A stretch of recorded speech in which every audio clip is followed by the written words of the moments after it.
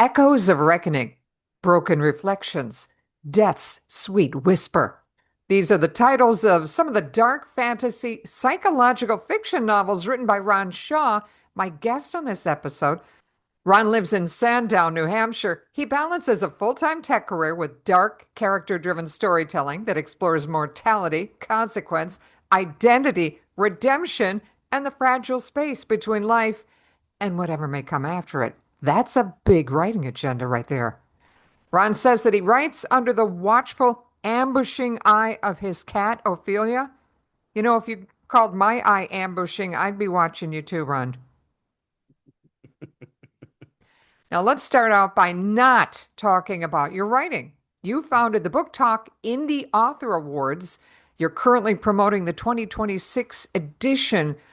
What is it, and why do you put energy into supporting other authors?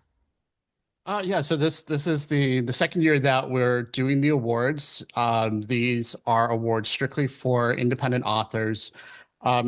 Really, main reason I do it is to draw more attention into the indie author community. It's very challenging as an indie author to get noticed because it's already a saturated market with traditional authors out there. So I wanted to do something that really would help bring more attention, but also help celebrate. But there's so many really talented indie authors out there, and they put all this energy into their work.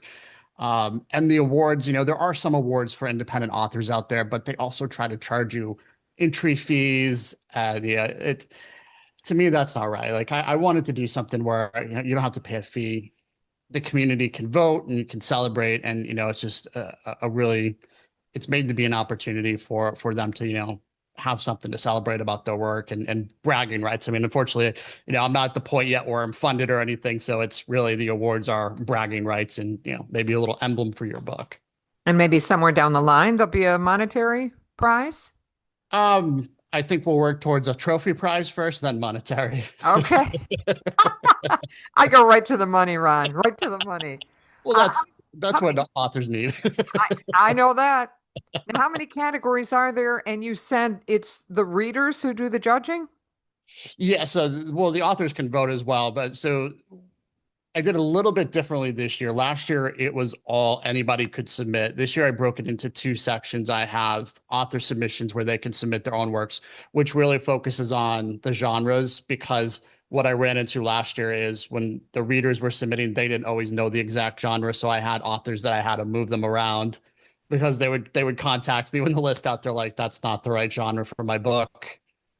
Yeah. So what I did is created that, and then I created reader ones. So more, it's more like superlatives of like, books I couldn't put down, books I wish were made into movies. Ones that it's kind of a little bit easier where they're not trying to classify the book, but just say, this is a book I had a wonderful reading experience with. What kind of response are you getting from readers? It was slow. I had to put out an SOS about a week or two ago because we really weren't getting all of the entries, and I think it's because I required a little bit more this year to help classify and really understand. Also, last year I had a span of 5 years because it was the first year, so I really wanted to open it up. This year it's defined back, from April May until August 31st of this year when the submissions end. That's the publish date for it. So it's kind of locked it down a little bit more, but it's like we had that full open period last year. So I want to now move it sequentially like other awards do year by year. Is this just you, or are you working with a team? I have a small committee, but it's been kind of a challenge. It's the first year doing it, so it's a challenge of getting folks on there. So I'm still managing a bulk of it, but there are some folks that will jump in from time to time and help me with some of the tasks that need to get done. We are going to put a link for the Booktok Indie Author Awards in the show notes, and there apparently is no downside to submitting an entry, right? You don't have to pay an admission fee or a submission fee. Correct. Yeah, it's all free and all an opportunity.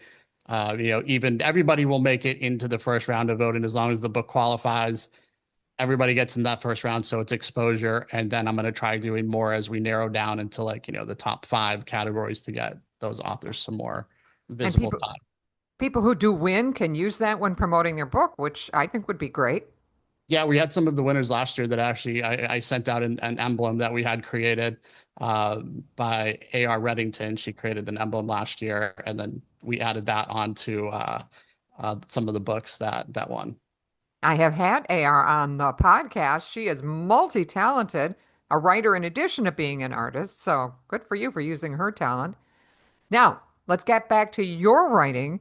The Purgatory series, the three titles that I mentioned earlier, follows, if I've got this right, lost souls, memory, moral consequence, and the unstable space between judgment and peace. You've got to tell me more. So the story is we'll start high level, like where it breaks in is the main character Clay.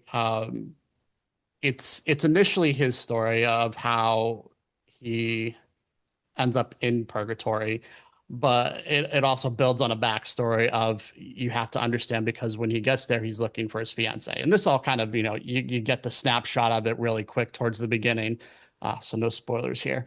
But he is tossed into this world of purgatory. Nothing of like what he expected, what death was going to be like, and he's trying to find his lost fiance. Like he just has this notion that he's there, but in his way is Azrael, who is for all better terms, angel of death. And so he's kind of toying with him along the way, moving him along. And it's a battle of more internal for him of trying to beat his own internal demons and negative thoughts about himself. In the first book, he's very questioning of everything he does. He has no real deep confidence, and that shows also in the backstory of how he met his fiance, and that's kind of like digs into the more emotional side of that. It's kind of it's got that dark fantasy, but it's also got a little bit of a slow burn romance in there. And the fiance that he's looking for is dead, right? Or is that a spoiler? Do I need to edit No, that out? no, that could stay in. That's revealed pretty quickly. It's a whole premise of the story. Okay, so off looking for the dead fiance.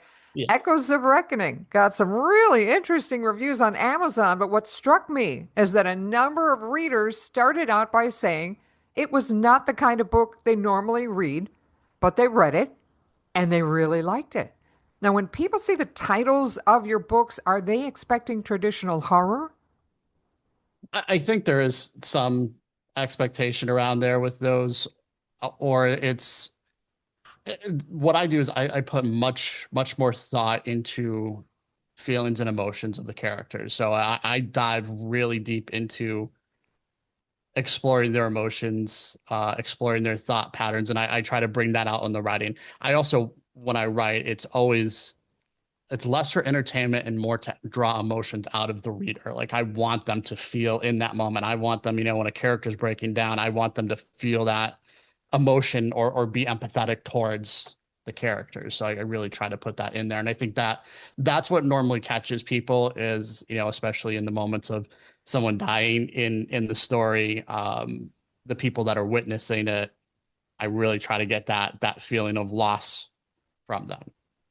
And you thought the Purgatory series was finished, but it turns out that you came up with a prequel? Yeah.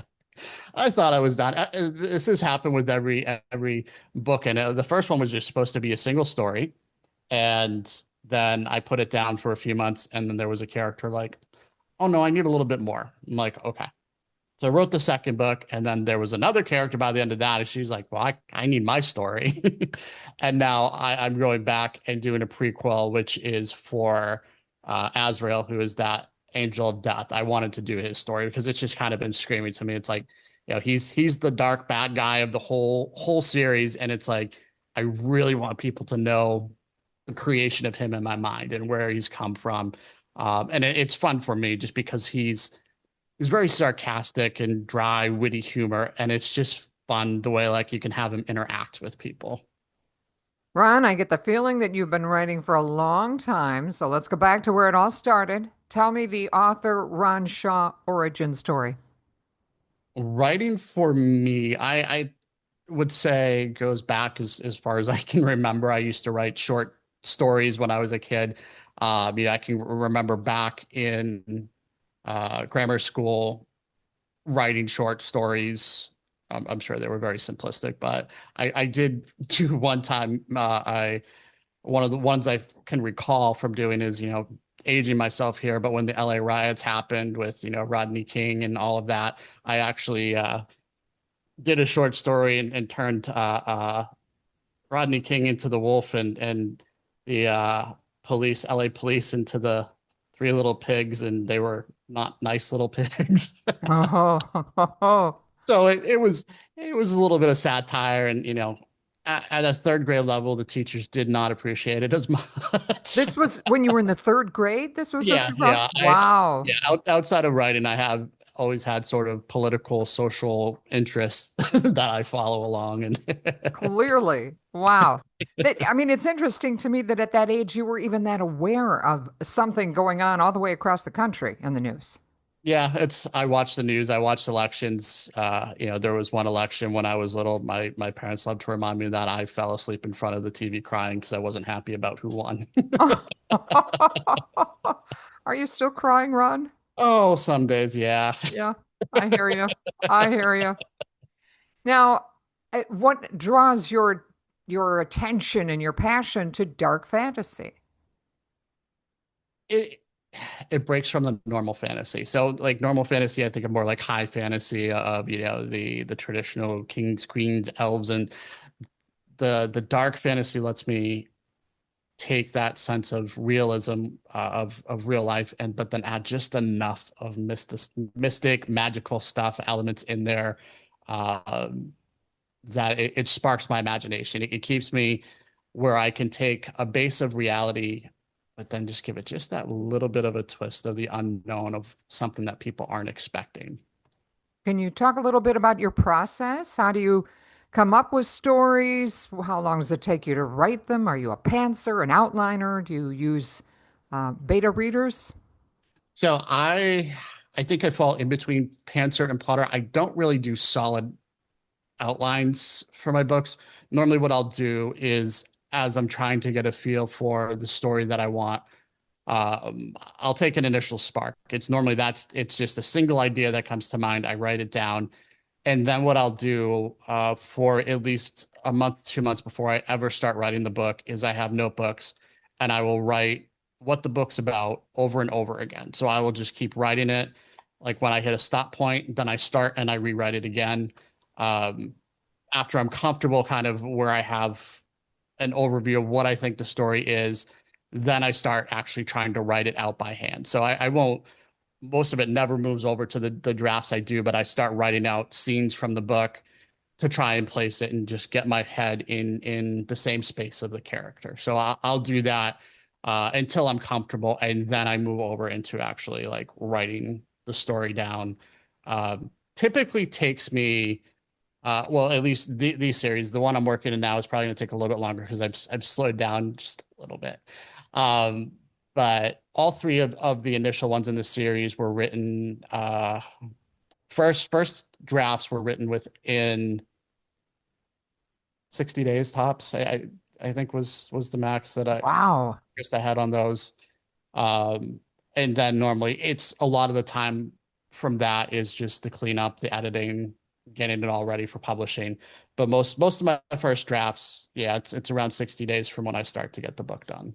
Most writers would consider that lightning speed. Is that the norm for you, or has it always been the norm for you? Would be the better question. The first book was a little bit more just learning the process, but yeah, it's just kind of me. It's how I write, like, but it's also I think it's that prep of the story's always going in my head. It's never not there. It's even when I stop writing, there's still words processing all day, all night long. Like, oh, and like I have to keep notebooks when I do start writing because sometimes I'll be out and an idea will spark. I'm like, oh, I need that. I need to get that down. Uh, so it's like I need to have that ready to go later. And I also keep a scrapbook of scenes. So as I go through the editing process, I've stripped stuff out of the stories before because I'm like, it doesn't really fit here. But then I'll go back through if I get stuck. I'm like, oh, now that scene would actually work better in this book. So I have scenes like from the first three series that moved around. One started in the first book, ended up in the third book. So it's just they've kind of shift, and I keep that little graveyard book of scenes that I strip out. So I have a folder or a file that I keep on my computer where I just cut any scenes. I never delete them. I just cut them and paste them over in there and go back and look at them later on. Well, you said on your computer, but earlier you referred to writing by hand. Is that Yeah. So, what I heard? yeah. So when I'm doing my initial thought process, everything's writing. So I hand write all of the initial, like, this is what I think the story is, and then start handwriting scenes. Those I don't ever go back to. Those are just like a thought to build it in my mind. And then once I start onto the computer of writing, then that's the actual story I move forward with. So by hand is notes, scraps, fragments. Yeah, it's parts of it. It's, initially the main part by hand is give me the story in 5 pages. Tell me what happened, start to beginning, where are we going? So it's kind of like an outline, but it's long, like a long form of outline, where I'm writing the story to myself, and then I keep refining it, saying, okay, what's missing, what doesn't work, what sounds good, and then I go through that process until I've built a solid feeling. For me, I always want to know at least the beginning and the end. Everything in the middle, I let flow a lot more. I don't. That's why I don't do so well with outlining, like full outline and saying I have to follow this, because I try to let the characters take control. So as I'm writing, I try to get a feel of like, would the character do this? And then I just, wherever they go, I just follow along and put the words on the paper. I was gonna I was gonna ask you if your characters ever surprise you, but it sounds like you leave that door open for them too. Oh, absolutely. I think it makes it more exciting of a story not to close out any opportunity. It's like, because sometimes there's a better story than what you plan. Like it's and they'll take you along for the ride. You just got to give them that opportunity. All three of your books in the Purgatory series are now available in audio. Why was that important to you? That's a really big endeavor for an indie author. Because not everybody reads. Not everybody has time to sit with the books, and I have a lot of friends that are always on the go. I have a lot of close friends that are single moms that don't have time to sit with a book, but they do audiobooks when they're out doing what they have to do, or taking care of stuff. So I just wanted an opportunity to share the works with other people in that different format. How did you do it? How did you get it done? Um, I paid independent narrators to do that. So I just self-financed. I'm like, you know what, it'll be an investment. And the first two audiobooks are the same narrator. The third book, I brought a new narrator in, because it was all female voice, and my first two books was a male, and him and I talked. I'm like, it would just be too hard for you to try and do a female tone for an entire book. I'm like, so I already I had someone in mind of who I wanted, and she's a fabulous narrator. So it was worth it to you to do the audiobooks. Was that a long project?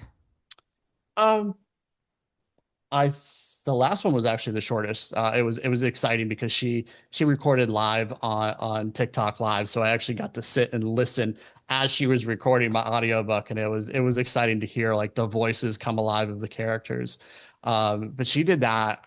I want to say it was a matter of 2 months, and it was done, like done, delivered, and out. The other ones took a little bit longer because he didn't do it as frequently, so it took a little bit longer to get those done. But those were, again, I think maybe 3 to 4 months to get those completed. What a great idea, though, to do it on TikTok Live. So you're not only getting your audiobook made, but you're promoting at the same time. Yeah, yeah. Whew. Do you pay attention to reviews? I used to. I used to pay attention when I first with my first book. I was there every morning looking to see when a new review came in. Um, but over the last year and a half, I moved away from it because it becomes consuming, and it's not for the author.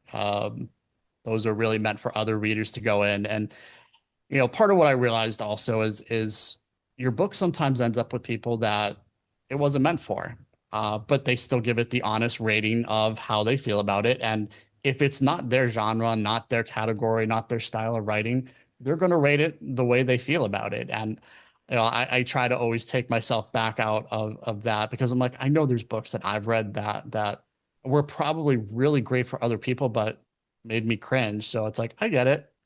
I respect that. And as long as no one's maliciously going in there and leaving bad reviews, I don't care. As long as they're honest. It's tell me how you feel about it because I think now I go in maybe once or twice a year and read through the reviews because I do like the feedback as an author. Like I do like to see like, if there was some plot points or something that people didn't feel like hit. Um, it's good to learn, but I don't let myself become obsessed with it and look at it on the regular.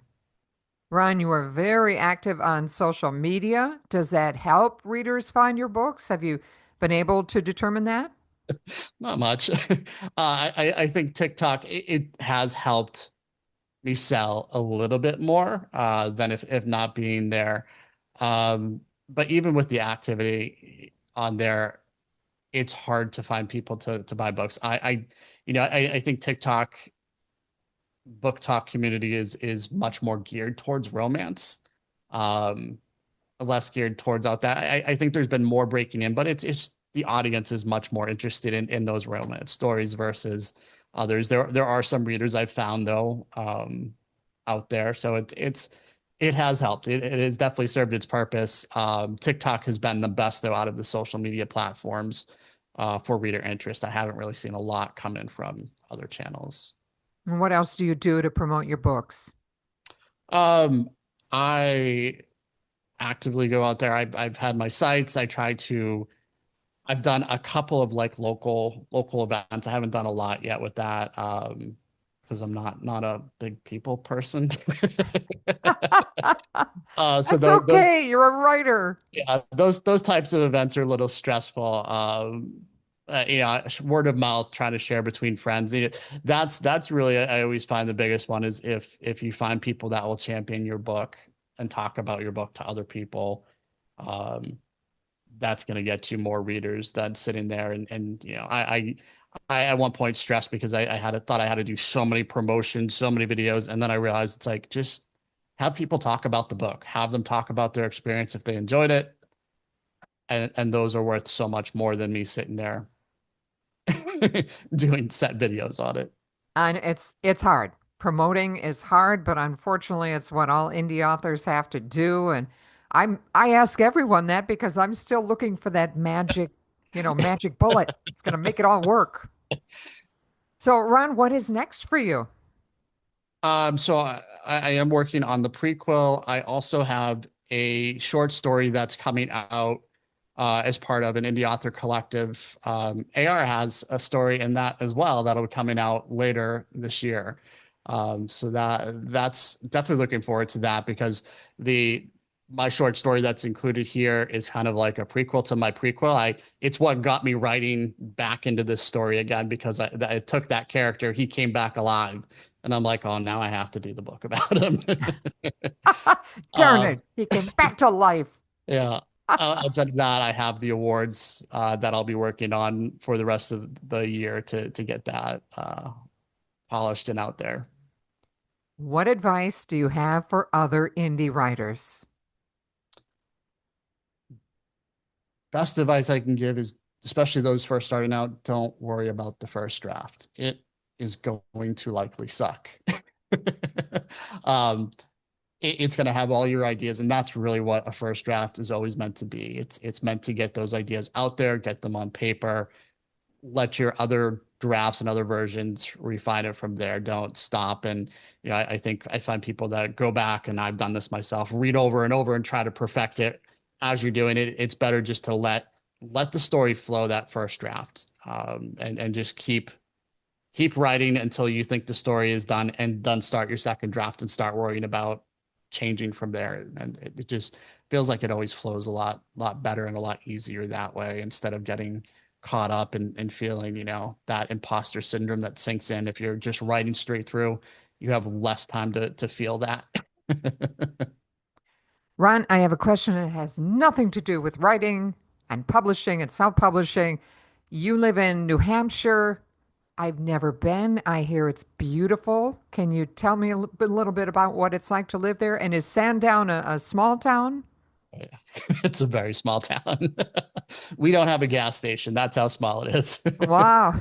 Um, New Hampshire's great. I spent a good portion of my life here. I've moved around to other cities as well, but I've always seemed to gravitate back here. It's your small local New England communities.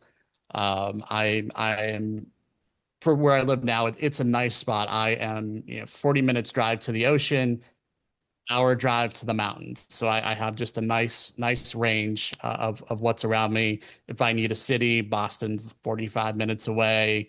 New York's only 4 hours away. So it's just a nice location. People are, I think in New England, we kind of have a thing where people see us as not so friendly, but we can be welcoming. We're just very direct about stuff here.